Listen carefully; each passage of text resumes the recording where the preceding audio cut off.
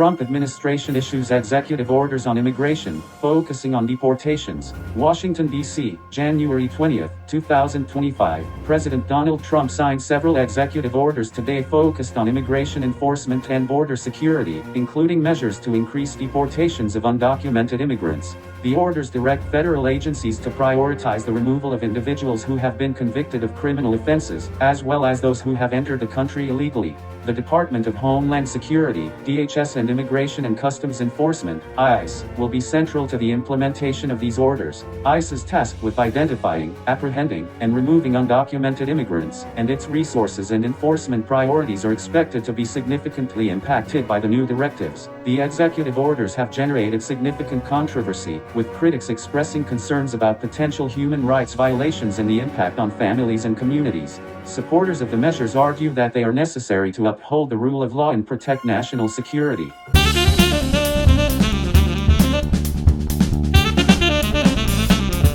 Welcome once again sa isa na namang episode ng ating channel na Buhay Pinoy sa Abroad. Sa episode natin ngayon, ang tututukan natin ay isang toxic Filipino attitude.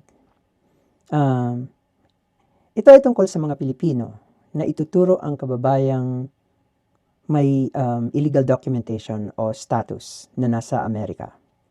Okay guys, disclaimer lang. Hindi ko po dina-justify na okay lang na maging undocumented immigrant. Ang tutok ng ating ang core focus ng episode natin ngayon ay yung ethical at yung moral responsibility natin bilang mga kababayan towards our kababayans. Kasi isipin mo na lang kung ikaw ang nasa lugar nila, ano ang magiging pakiramdam mo? Ano ang mararamdaman mo kapag pinagkaisahan ka ng mga kababayang nakapaligid sa'yo at ituro ka sa deportation agents nang ma-deport ka na sa Amerika dahil undocumented alien ka, dahil ang status mo ay illegal, di ba? So yun, may mga ilang dahilan kung bakit ang mga Pilipino sa Amerika ay nagre-report ng kanilang mga kababayan na may illegal documentation o status. Ito yung ilan. And pag-isipan natin kung apektado ka nito, pag-isipan natin mabuti. Kung hindi ka naman apektado, okay lang. Brush it off. Sooner or later, sana hindi rin mangyari sa iyo to, di ba? So number 1 is takot sa batas. Yung takot ng ibang tao sa batas ay oo na lang sila. They are the yes persons in this world. So maaaring natakot sila na madamay sila sa mga legal problems kung malaman ng authorities na may kakilala silang illegal na naninirahan sa Amerika. So yun, yung fear of the repercussions of law. Siguro kulang siguro sila sa rational thinking. At ito na lang yung last resort nila. Sige, oo na lang tayo. Sige, ituturo na lang natin siya para hindi tayo madamay. 'Di ba? May ganyang toxic Filipino culture na ayokong madamay. Number 2, inggit o galit. O yun, maaaring may inggit o galit sila sa mga kababayan nilang illegal na nakapasok sa Amerika. Maaaring at some point nagkabanggaan sila, nagkaroon sila ng disagreement, hindi nagtugma yung kanilang mga opinion nila sa buhay, at since then meron ng I got you. Darating ang panahon na ituturo din kita, di ba?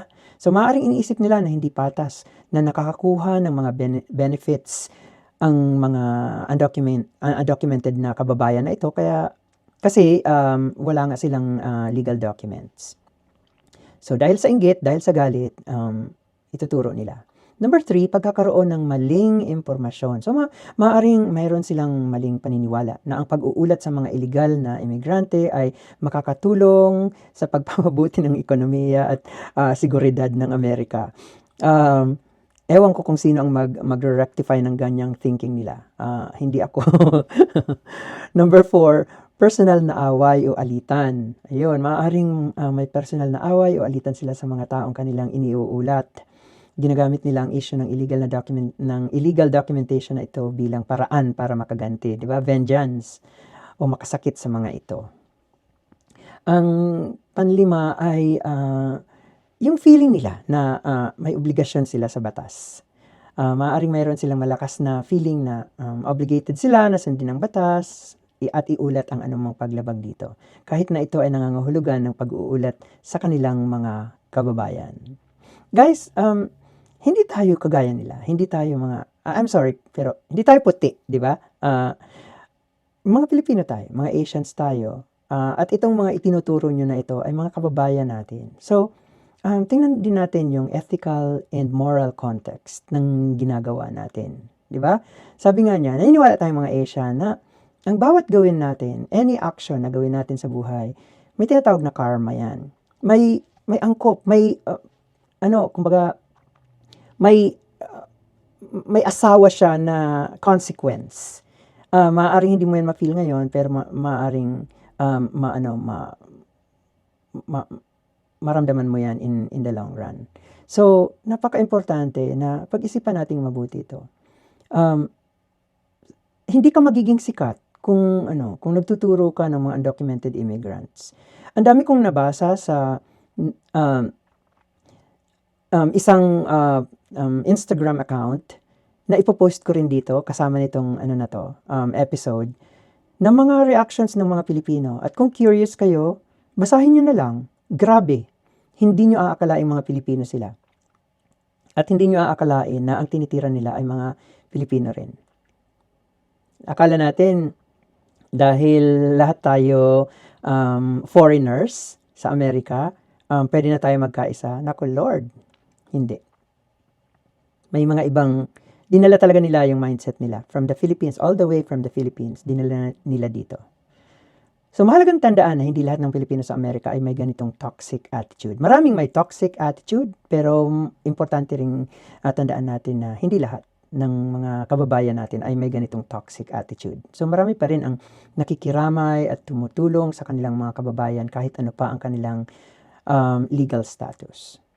So yung issue ng illegal immigration is a very complicated issue na may iba't ibang aspeto yun eh. So importante na magkaroon ng bukas na pag-uusap at pangunawa sa iba't ibang perspectives para makahanap tayo ng solusyon na makabubuti para sa lahat. Hindi yung nanalo lang itong bagong presidente ng Amerika and since supporter kanya, lahat na ng karahasan, lahat na ng kasamaan, inilabas mo na para lang yurakan yung dangal ng kababayan mo. Parang napaka-unfair naman nun. So sana kung may kilala po kayong ganito, wag natin silang gayahin. Kasi it's a toxic Filipino attitude.